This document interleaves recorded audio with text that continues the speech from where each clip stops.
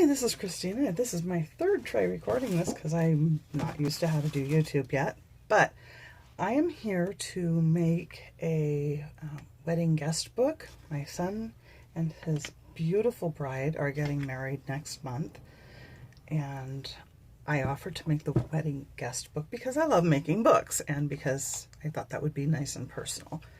So, what do I have to start with? I have some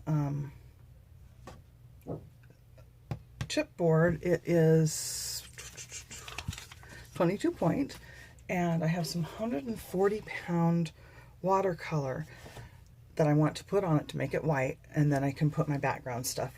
I need something other than a chipboard color. Anyway, so this is my first step. This is my first step on the cover. I started it already, you might be able to tell, but then while I was trying to get all my technical difficulties worked out, it dried. So I'm starting again, and this time hopefully I'll do it fast enough. What I'm doing here is going to be a sunflower themed guest book, which I think is going to be really pretty. My daughter-in-law loves sunflowers, and I'm already calling her my daughter-in-law. I love her. I'm so eager to have her in the family. Anyway, so what I'm doing is I'm using Yes Paste so that I can create a white background to work on, because otherwise I've got this brown, craft colored stuff, and the lighter colored tissues that I want to use aren't going to show up on it. Now, the reason I'm using the materials that I'm using, I chose the chipboard because it's what I had. I bought it last year for making book covers with, and I thought that it was a good thickness, a good blend of quality and good and price, because the thicker ones can get really expensive. Also, if you buy on Amazon, a lot of it is based on when you buy it, because there are going to be specials sometimes, and different vendors come and go, and they'll bring their own prices, and sometimes you'll find a really good deal on one item when all the other items, even the better ones, cost more. I've seen it happen lots of times. So that goes into my buying decisions. But basically for making this, I already had the chipboard, and so I do think it's a good thickness anyway. Now, why am I choosing Yes Paste? One of the reasons that I'm choosing it is because it is less liquid than a lot of the other gluing mediums. Whoops. I have long hair. It gets into everything. So, if you want to do collage and ensure that it doesn't wrinkle, then you have a couple of choices, and Yes Paste is one of them. You can keep your glue viscous and non-watery, and it's not going to soak in so much. Your other options for not wrinkling they have to do with balancing the water on both paper that would wrinkle otherwise. That can be really hard to do with magazine pages. It's really easy to do with rice paper or tissue, especially non-coated tissue. Anything that really allows it to soak in. But with regular paper, it's hit and miss. And it still takes a lot of work to lay regular paper on here.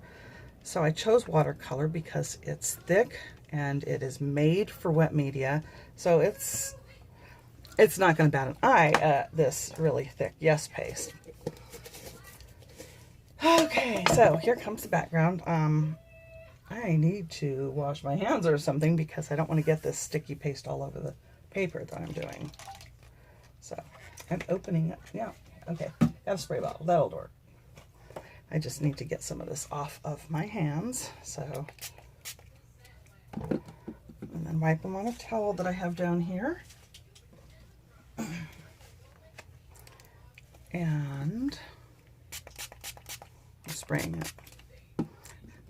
These are really neat. They're like semi-disposable towels. I bought them at Dollar Tree, and you can use them and use them and use them before you have to throw them away. And that's good for me. I don't like using household towels and washcloths and things like that because it ruins them and they need washed really quickly. This will last a long time. So, what do we have next? We have this paper, which I think is completely clean. I'm going to put the rough side up because I don't know what I'll be putting over it, and I want to make sure that it will have enough tooth for it. But as you see, there's really nothing I have to do to keep it from warping because the chipboard is heavy enough and the paper is heavy enough. So I'm going to take this aside and let it dry, and then I will do more on it. Meanwhile, I have a second one to do, don't I? Which fell somewhere. Okay, so here's my second one. Nice and clean and dry. No paste on it this time. And I'm going to do the same thing. It should go on easier because I don't have a layer of half-dried paste on it already. So, I'm really excited about this wedding.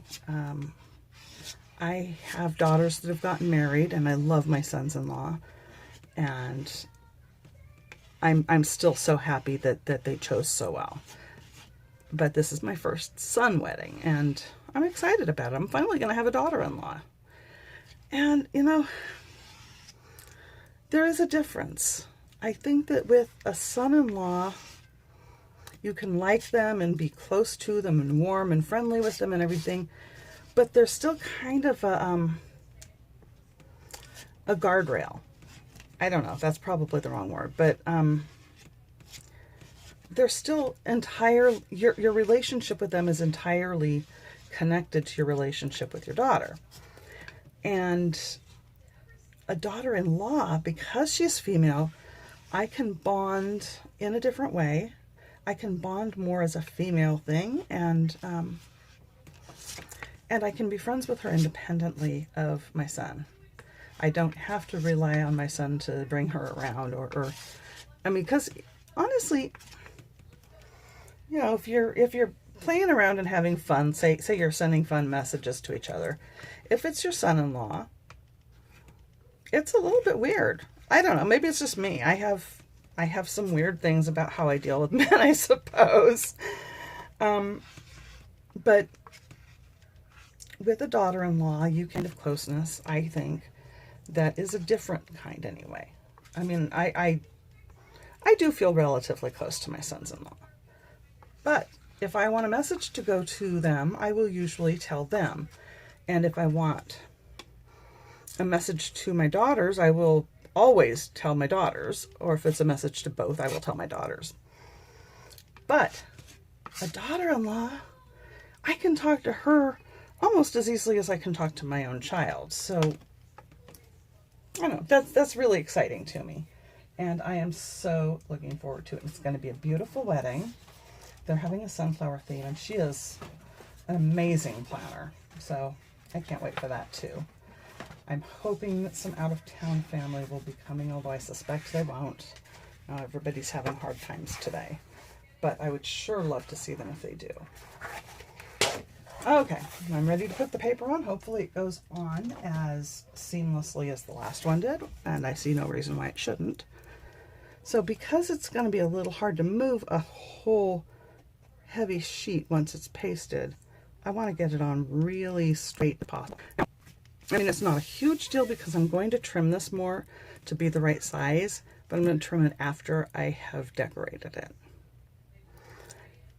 And right now, what I have then is 2 bases for covers, and I have a whole bunch of folios. Now these were kind of fun to pick out. They are bright yellow. Now folio is one piece of paper folded. It's part of a signature. It goes into a signature, or it can stand alone. I'm going to have these probably in a signature, but very small ones because it's cardstock, and you know that doesn't fold very easily.